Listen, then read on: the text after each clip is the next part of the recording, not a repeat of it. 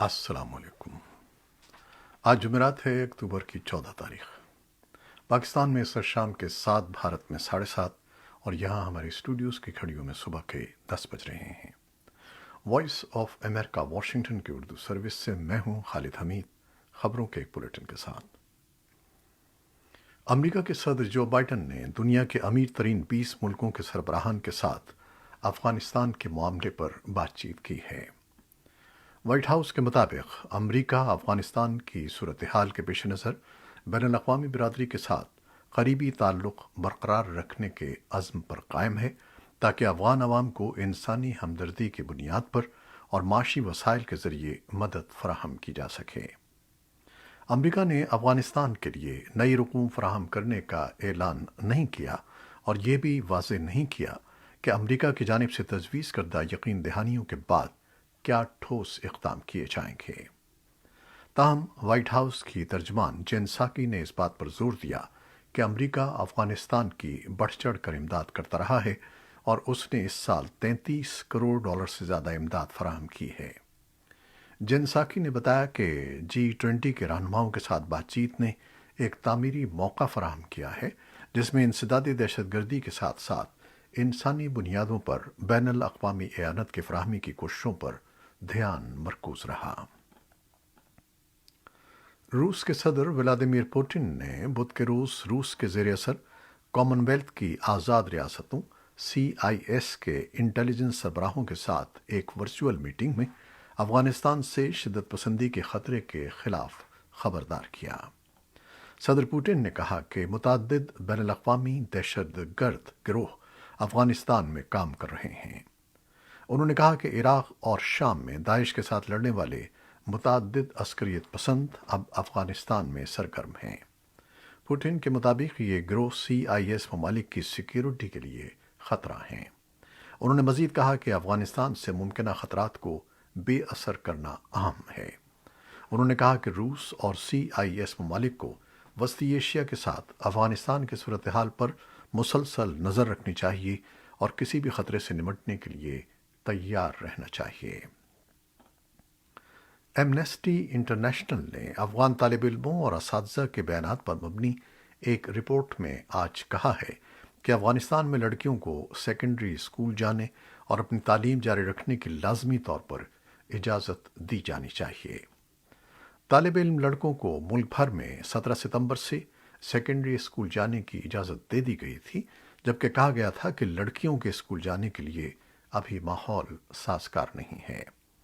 تاہم 20 سے زیادہ طلباء اور اساتذہ اور اسکول انتظامیہ نے اپنے انٹرویوز میں ایمنسٹی انٹرنیشنل کو بتایا کہ طالبان کی طرف سے ڈرانے دھمکانے کے باعث اسکولوں میں حاضری بہت کم ہے، خاص طور پر لڑکیوں کی۔ ایمنسٹی انٹرنیشنل کی سیکریٹری جنرل ایگنس کیلیمارٹ کا کہنا تھا کہ فی الوقت لڑکیوں کے پورے ملک میں سیکنڈری اسکول جانے پر پابندی ہے اور لڑکیوں کی پوری نسل کے حقوق اور خواہشات کو ختم اور کچل دیا گیا ہے۔ طالبان کو چاہیے کہ وہ لڑکیوں کو فوری طور پر اسکول جانے کی اجازت دیں، اساتذہ اور طلباء کو ہراساں کرنا، دھمکیاں اور حملے بند کیے جائیں۔ ایمنسٹی انٹرنیشنل نے عالمی برادری سے بھی کہا کہ وہ افغانستان میں تعلیم کے شعبے کے لیے مناسب فنڈنگ کو یقینی بنائیں، بصورت دیگر طلباء تعلیم سے محروم رہ جائیں گے۔ Pakistan international air lines PIA نے کابل کے لیے فضائی آپریشن معطل کر دیا ہے۔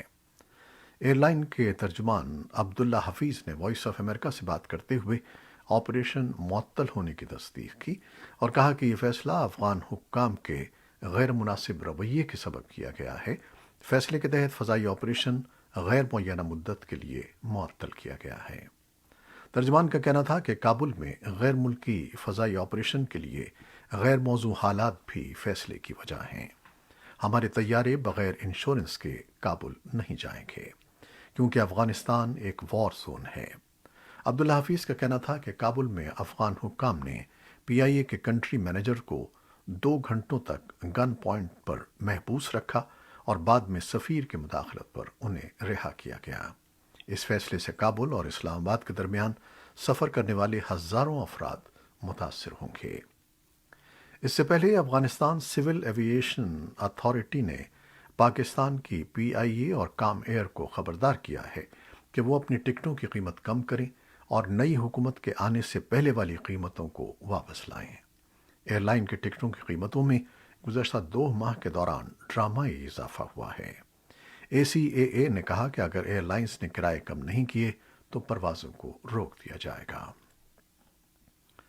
افغانستان کے صوبے کنڑ کے صوبائی دارالحکومت اسد آباد میں آج جمعرات کی صبح 10:30 بجے کے لگ بھگ سڑک کنارے نصب بم دھماکے میں طالبان مقامی سیکیورٹی فورس کا کم از کم ایک کارکن ہلاک اور 13 دیگر افراد زخمی ہو گئے، جن میں عام شہری بھی شامل ہیں۔ مقامی ذرائع نے بتایا کہ ضلع شیگل کے پولیس سربراہ اس واقعے میں مارے گئے، تاہم طالبان حکام نے ابھی تک اس واقعے پر تبصرہ نہیں کیا ہے۔ صوبے ننگرہار کے صوبائی دارالحکومت جلال آباد میں کل رات 2 مختلف واقعات میں 4 افراد ہلاک ہو گئے، تاہم طالبان نے ابھی تک اس واقعے پر کوئی تبصرہ نہیں کیا ہے۔ طالبان حکومت کے قائم مقام وزیر خارجہ مولوی امیر خان متقی کی قیادت میں ایک اعلیٰ سطحی وفد کل ترکی روانہ ہوا۔ طالبان کے دفتر خارجہ کے ترجمان عبدالقہار بلخی نے بتایا کہ وفد ترکی کے وزیر خارجہ احمد داؤد اوغلو کی سرکاری دعوت پر ترکی کا دورہ کر رہا ہے۔ اسی دوران امیر خان متقی نے دوحہ میں بدھ کے روز قطر میں چین کے سفیر چاؤ جی یان سے ملاقات کی۔ بلخی کے مطابق سفیر جی یان نے کہا کہ چین افغانوں کی مرضی کا احترام کرتا ہے اور کسی کو بھی افغانستان کے معاملات میں مداخلت نہیں کرنی چاہیے۔ متقی نے کہا کہ طالبان تمام ممالک کے ساتھ اچھے تعلقات چاہتے ہیں اور افغانستان میں انسانی امداد کی فراہمی اور تعمیر نو کے لیے چین کے مکمل تعاون کی امید رکھتے ہیں۔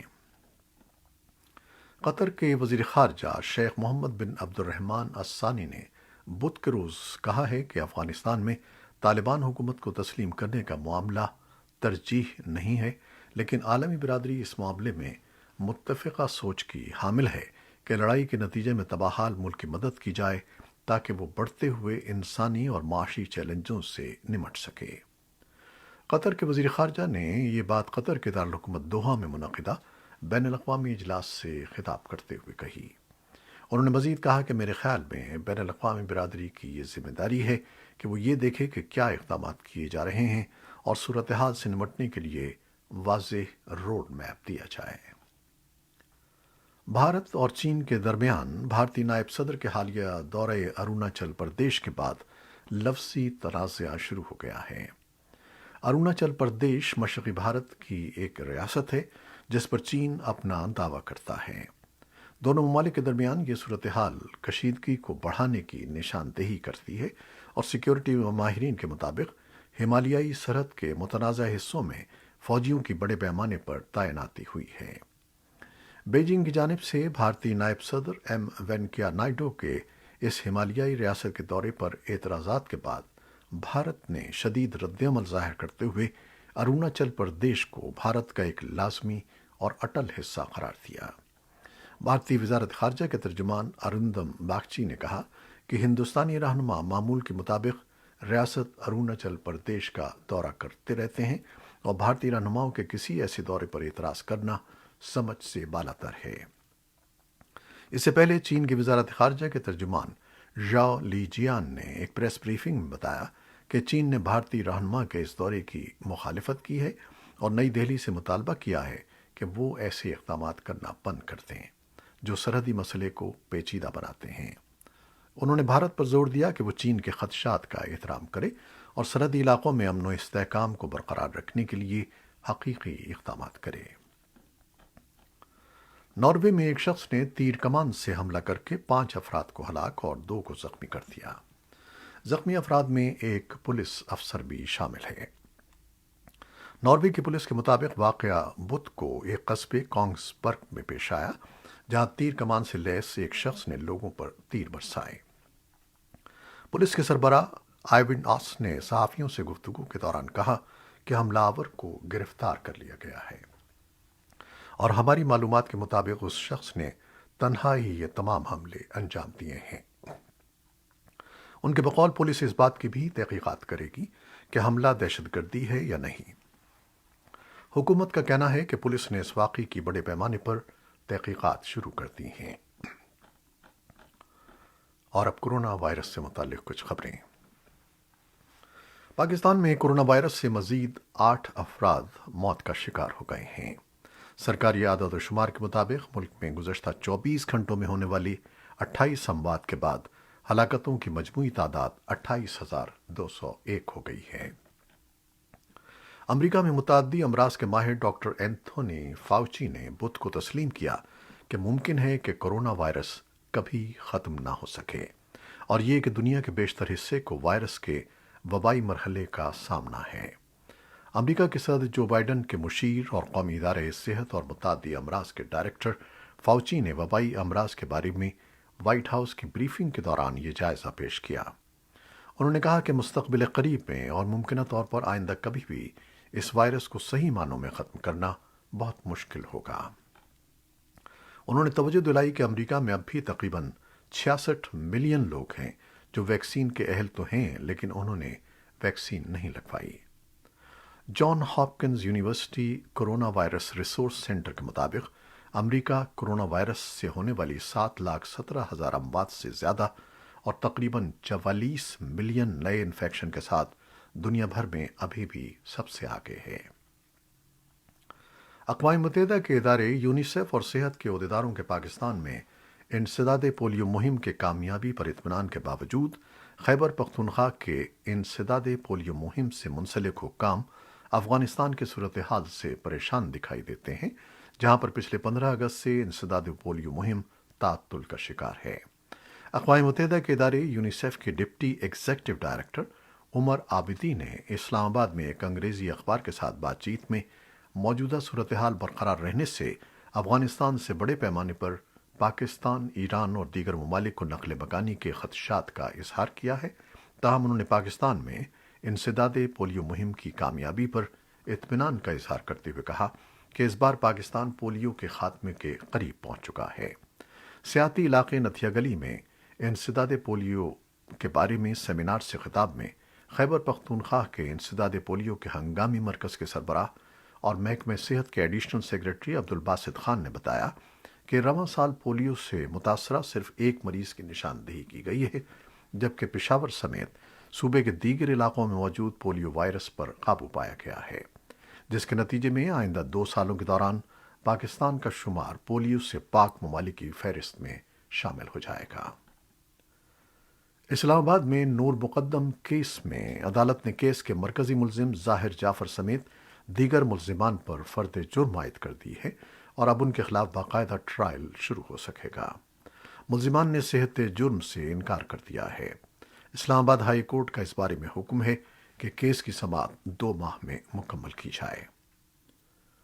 بائیڈن انتظامیہ میں ایک پاکستانی نژاد بزنس مین دلاور سید کی اسمال بزنس ایڈمنسٹریشن کے منتظم کے طور پر نامزدگی سینٹ کے ریپبلکن ارکان کی جانب سے اعتراضات کے بعد تعطل کا شکار ہو گئی ہے۔